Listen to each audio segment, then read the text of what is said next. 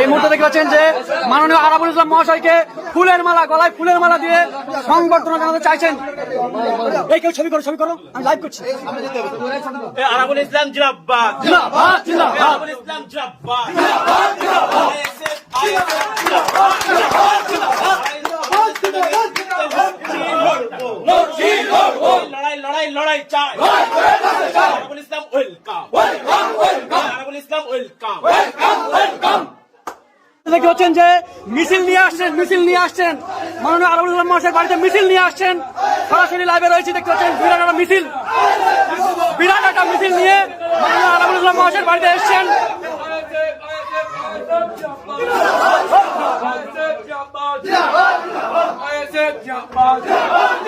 থাকবে কে?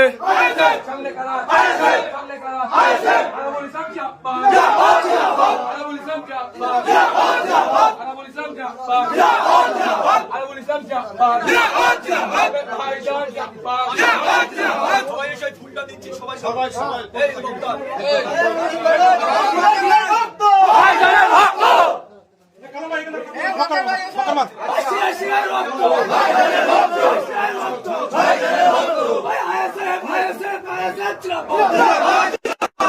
যে সদ্য আইএসএফ এ জয়েন করা আইএসএফ নেতা ভাঙড়ের প্রাক্তন বিধায়ক মাননীয় আরাবুল ইসলাম মহাশয়ের বাড়িতেই একেবারে হাজার মানুষ আসছেন, আরাবুল ইসলাম মহাশয়ের সঙ্গে হাত মেলাচ্ছেন।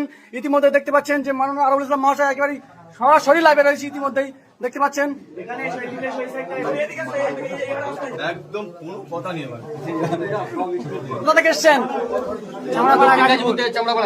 কি বলছেন? কত আনন্দ পাচ্ছেন? অনেক আনন্দ পাচ্ছেন, খুব খুশি। হাত মিলিয়েছেন? হাত মিলিয়েছেন। হাত মেলানো হয়ে গেছে, গলা মেলানো হয়ে গেছে।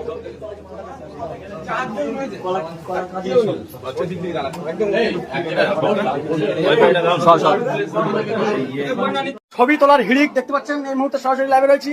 বিভিন্ন জায়গা থেকে মানুষ একেবারে কাতারে পায়ে পা মিলে সামিল হচ্ছেন মাননীয় আরাবুল ইসলাম মহাশয়ের বাড়িতে। জন্য হাজারে মানুষ আরাবুল ইসলামের বাড়িতে উপস্থিত হয়েছে। সেই চিত্র আপনাদেরকে লাইভের মাধ্যমে দেখানোর চেষ্টা করব। কলকাতা থেকে এসেছেন? জেল খেটে বাড়ি এসে আরো জোরদারে লাগবে, সাহস তো বেড়ে গেল। এই যে জেল খেটেছেন মানে সাহস তো আরো বেড়ে গেল। তো এই যে মাননীয় আরাবুল ইসলাম মহাশয় যে আইএসএফে যোগদান করো, আপনারা কতটা খুশি? লড়াই হবে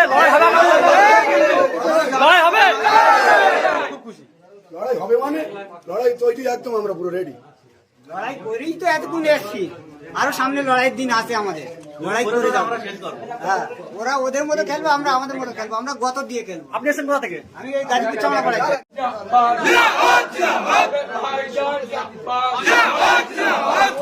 ফুলটা দিচ্ছি সবাই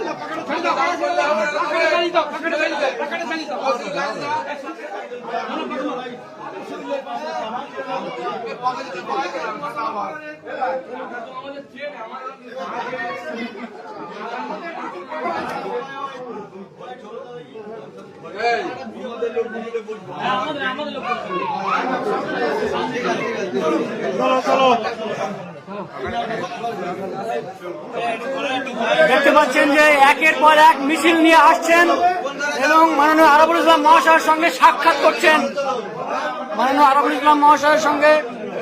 করছেন। দেখতে পাচ্ছেন যে একেবারে ছবি তোলার হিড়িক পড়ে গেছে মাননীয় আরাবুল ইসলাম মহাশয়ের বাড়িতে।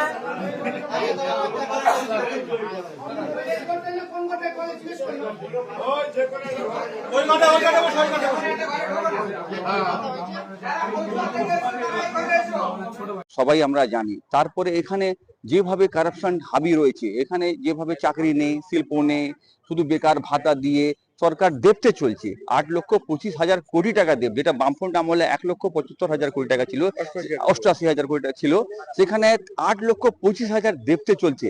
তার মানে কি যার ইনকাম থাকবে না তার তো খরচা হবে। এরা কি করছে, সরকারি সম্পত্তি রেখে, সরকার কি করে সরকারি সম্পত্তি গিরবি রেখে, যেটাকে বলে বন্ধক রেখে, টাকা বাজার থেকে তুলে সেভাবে ভাতা ভাতা ভাতা, এইভাবে তো সরকার চলতে পারে না। এবার সরকার বিদায় হবে, বিজেপি নেতৃত্বে আমরা সরকার গঠন করব, যেভাবে হরিয়ানা, গুজরাট, মধ্যপ্রদেশ, ঝাড়খণ্ড, ছত্তিশগড়, রাজস্থান এগিয়ে যাচ্ছে, দিল্লিও এগিয়ে যাচ্ছে, যেখানে সরকারি কর্মচারীরা ডিএ, যেখানে মহামান্য সুপ্রিম কোর্ট অর্ডার দিয়েছে যে ডিএ এদেরকে 25% দেওয়া হোক, এরা তাও দিতে পারছে না। তাহলে ভাবুন, এদের দেওয়ালিয়া সরকার। আগামী দিন সরকারি কর্মচারী, শিক্ষক, শিক্ষাকর্মী এবং যারা পৌরসভা কর্মী তারা কেউ বেতন পাবে না, এই অবস্থায় যাচ্ছে। তাদেরকে বাঁচাবার জন্য আজকে আমাদের এই ব্রিগেড র্যালি। আচ্ছা, কেন্দ্রের যে বিজেপি আপনাদের আছে, বিজেপি কেন্দ্রীয় বিজেপি, তারা কি আদৌ চায় যে পশ্চিমবাংলা থেকে তৃণমূল সরকার সরে যায়? চায় বলেই আজকে আমরা আমাদের পদক্ষেপ। প্রথমে আমাদের এখানে যে ভুয়ো ভোটার আছে, যারা বাংলাদেশি ইনফ্লেট এখানে যেখানে অনুপ্রবেশ করে ঢুকেছে, যাদের কোনো বৈধ কাগজপত্র নেই, তাদেরকে আমরা এখান থেকে আগে আমাদের বার করতে হবে। তাদের ভোটের বলে এখানে কিন্তু সরকার টিকে আছে। আমরা চেষ্টা করলেও পারছিলাম না, সেই জন্য এসআইআর প্রয়োজন। আমাদের যেমন আমরা এখানকার ভারতের বাসী, যারা বঙ্গবাসী, তারা এখানকার বঙ্গ সন্তান, ভারতের সন্তান, তারাই ভোটার থাকবে এবং তারাই এখানে বিজেপিকে আনবে। না, এই যে আপনি বলছেন যে কেন্দ্র সরকার চাচ্ছে, কিন্তু ঝাড়খণ্ডের মুখ্যমন্ত্রী ছিল হেমন্ত সোরেন, তাকে কেন্দ্রীয় এজেন্সি গ্রেফতার করলো। দিল্লির মুখ্যমন্ত্রী অরবিন্দকে তাকে গ্রেফতার করলো। কিন্তু আমাদের রাজ্যে একের পর এক দুর্নীতি, সমস্ত কিন্তু পিসিআর ভাইপোর দিকে এগিয়ে গেলেও কোনো তদন্তকারী সংস্থা তারা গ্রেফতার করলো না। ইতিমধ্যেই রাজ্যের 55% মানুষ মনে করছেন যে বিজেপি তৃণমূলের সিটে আছে। একদম, আপনারা বলতেই পারেন, আপনারা দেখতেই পাচ্ছেন, এইখানে কিছুই হলে সঙ্গে সঙ্গে এরা সুপ্রিম কোর্ট চলে যাচ্ছে।